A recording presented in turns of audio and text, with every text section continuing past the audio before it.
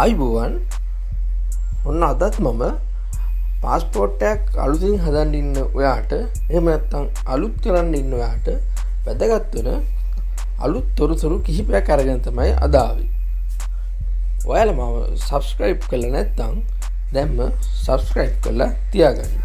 දැන් අපි දන්නවා වර්ෂයක පමණ කාල සීමාවක තුල පාස්පෝර්ට් නිකුත් කිරීම සම්බන්ධව විශාල අර්බුදකාරී තත්ත්වයක් මේ ලංකාව තුල තිබ්බා. ඒ කියන්නේ අපිට පාස්පෝර්ට් එකක් හදාගන්න එක රට යනකොට වැඩිය අමාරු තැනකට ඇවිල්ලා තිබ්බා. ඒකට පිළියමක් ලෙස මේ වර්තමාන රජය අප්‍රේල් මුල වගේ පටන් ගත්තා බත්තර මුල්ලි කාර්යාලයෙන් විතරක් පැය 24 පුරාම පාස්පෝර්ට් ලබා දෙන්න. එතකොට ඒ පැය 24 සේවාව ආරම්භ වුණාට පස්සේ අර තිබ්බ ගැටලුව යම් තාක් දුරට අඩු වුණා. නමුත් දැන් ඊයේ ආගමන විගමන දෙපාර්තමේන්තුව විසින් නිවේදනයක් නිකුත් කරලා තිනවා.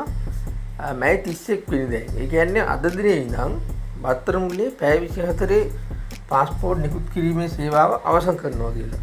ඒ කියන්නේ දැන් ජූනි 1 වෙනිදා ඉඳන් ඒ කියන්නේ හෙට ඉඳන් ආයි පැය 24 සේවාව ක්‍රියාත්මක වෙන්නේ නැහැ. අර කලින් තිබ්බ විදිහටම දිවා කාලයේ පමණයි පාස්පෝර්ට් නිකුත් කිරීමේ සේවාව පැවැත්වෙන්නේ. එතනදී යාලා තව පොඩි වෙනස්කමක් කරලා තියෙනවා. ඒක තමයි යාලා දැන් ඉස්සර පාස්පෝර්ට් එකක් ලබා දෙන්න අපි අයදුම් පත්‍රයක් දෙන්න ඕනේ. අයදුම්පත් බාරගත්තේ ඉස්සර උදේ 7 ඉඳන් දවල් 12 වෙනකන් විතරයි. දැන් ඒක යාලා තව පැය දෙකකින් දීර්ඝ කරලා තියෙනවා. ඒ කියන්නේ උදේ 7 ඉඳන් දවල් 2 දක්වා අයදුම්පත් ඒ කට්ටිය බාර ගන්නවා. එතකොට අපි දන්නවා ප්‍රාදේශීය කාර්යාලවල ඒ කියන්නේ ඔය කුරුණෑගල මාතර හිම තියෙන්නේ. ඒ වගේ එක් දින සේවාව සාමාන්‍ය විදිහට ක්‍රියාත්මක වෙනවා. ඒවැ පැය 24 ක්‍රියාත්මක වුණේ නැහැ කොහොමද? ඒවැත් උදේ 7 ඉඳන් දවල් 2 වෙනකන් අයදුම්පත් බාර ගන්නවා. අනිත් එක අර දැන් අපි දන්න ඕනේ අපොයින්ට්මන්ට් එකක් දාන්න ඕනේ කියලා. දැන් ඒ සේවාව තාම තියෙනවා. ඒ කියන්නේ අපොයින්ට්මන්ට් දාපු කට්ටියට ගිහිල්ලා පාස්පෝර්ට් හදාගන්න පුළුවන්. අදාළ දිනෙට ගිහිල්ලා. එහෙම නැත්නම් අර විශේෂ හේතු මොකක් හරි කියන්නේ හදිස්සි පාස්පෝර්ට් එක අවස්ථාවක් තියෙනවා නම් මොකක් හරි ලියුමක් ඉදිරිපත් කරලා එක් දින සේවාව යටතේ හදාගන්නත් පුළුවන්. ඒක ගොඩක්ම ලේසි වෙන්නේ බත්තර මුල්ලෙන් විතරයි. මොකද අපි දන්නවා සාමාන්‍යයෙන් පාස්පෝර්ට් නිකුත් කරන්නේ අනිත් කාර්යාල වලින් එක් දින සේවාවෙන් දවසට සුළු ප්‍රමාණයක්. බත්තර මුල්ලෙන් විතරයි 1000කට වැඩි ප්‍රමාණයක් දවසට එක් දින සේවාවෙන් පාස්පෝර්ට් නිකුත් කරන්නේ.